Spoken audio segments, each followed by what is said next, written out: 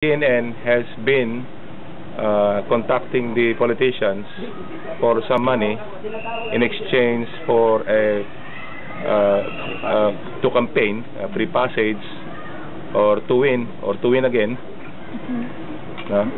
So yun ang ipine-prevent namin. So aside from group engagement, meaning yung lecture sa mga politicians, iniisa-isa na rin namin sa kanila, no? We do face-to-face continuing reminders, and aside from that, we encourage them to do group campaigning, no? For easy security. We provide the area security jointly with the PNP and road security.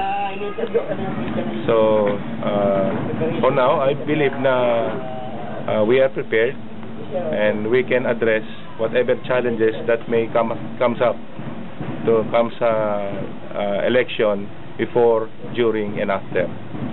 Any questions?